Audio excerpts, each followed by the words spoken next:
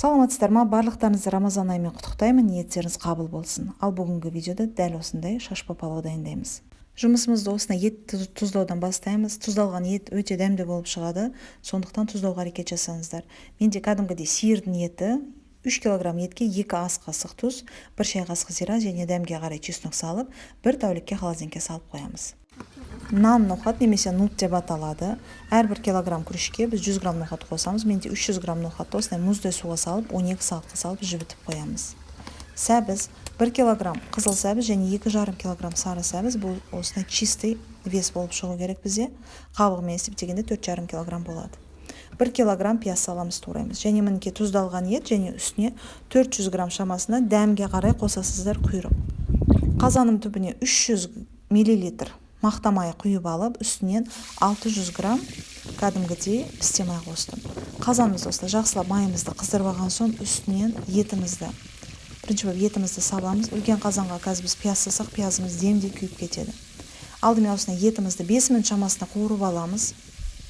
Үстінде осындай қоңырлау корочка пайда болады. Еті 5 минут қуырып болған соң үстінен осындай құйрық салдым және пияз. 1 килограмм шамасына осылай менде туралған пиязды қызартып қуырып аламыз.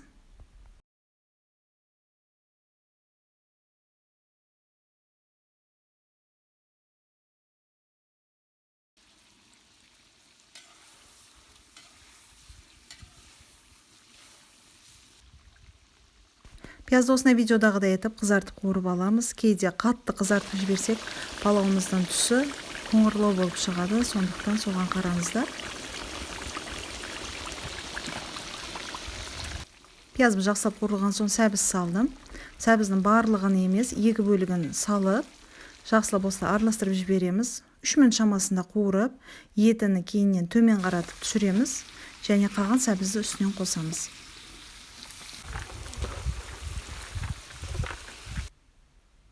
Үстінен осындай ноқатымызды салып жайып саламыз. Тұз дәмге қарай және зира қосамыз. Мен 3 қасық тұз қостым. Сіздер өздеріңіз етті қаншалықты тұздаған болсаңыздар, соған қарай тұз қосасыздар. Дәл осы массаға менде тура 4 литр су кетті.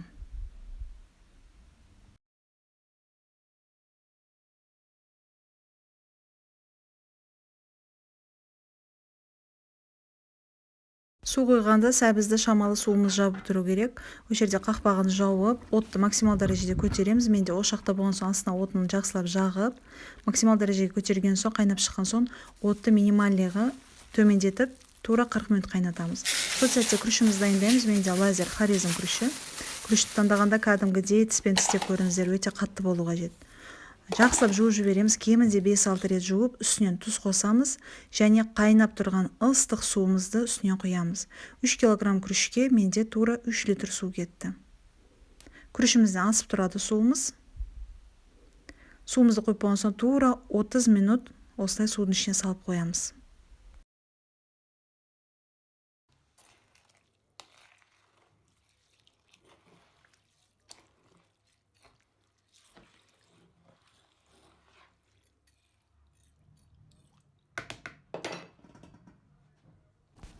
Палауымыздың сорпасы тура 40 минут қайнады. Сол сәтте куркума қосамыз.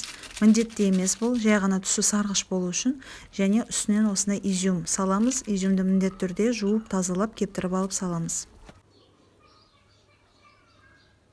Қазір жерде жақсылап жуып жібереміз, тұзы кетіп, кейіннен уже қайнап жатқан қазанымызға саламыз. Ол жерде тура жарты сағат тұрды осы тұзды суға. Көрсерме, жаңа су кәдімгідей көрініп тұрған, өзіне алды судың бәрін. Енді бісміллә деп қазанымызға саламыз. Осылай изюмді сап болған соң отымызды жоғарылатып көтереміз. Менде изюм салған соң тура 5 минут қайнады. Кәдімгідей дәмі кіреді сорпасына, палаудың сорпасына. Тұзыны көреміз, міндетті түрде тұзыны көріп, үстінен жуылған күрішімізді саламыз.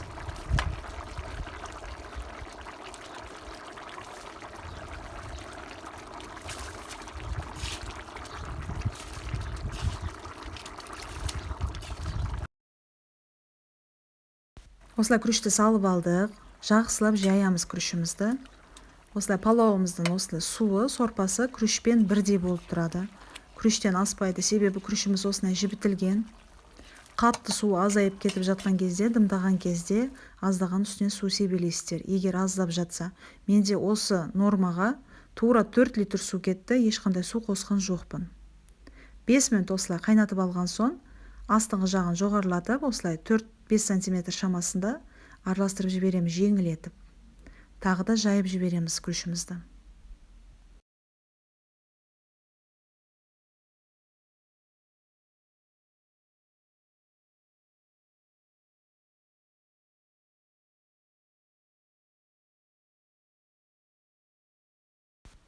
Күрішті осылай біз аударып болған соң үстіне аздаған зира қостым және күрішті ортаға жия бастаймыз. Екі шетінен кәдімгідей ортаға шамалы ғана көтеріп жиямыз. Барлығын бірдей жиып болған соң ұзындау қасық немесе ұзындау нәрсемен палауды осылай күрішіміздің ортасын тесеміз. 5-6 рет тесіп, сонда буы астындағы буы жоғарыға шығып, күрішіміз бірдей болып піседі.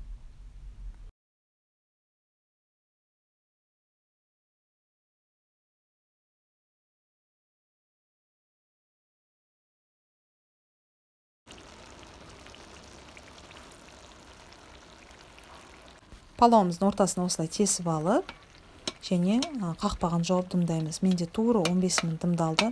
Ұзақ дымдалмайды палауымыз, себебі осындай күрішімізді жібітіп істедік біз.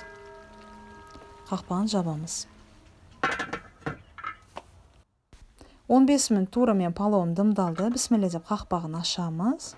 Сонымен палауымыз дайын.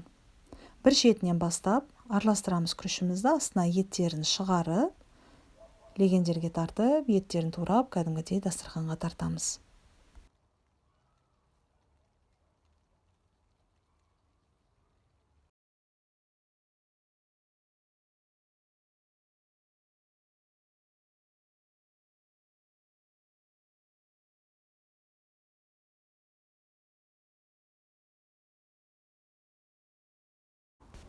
Осындай палауымызды ыдыстарға салып, дастарханға тартамыз.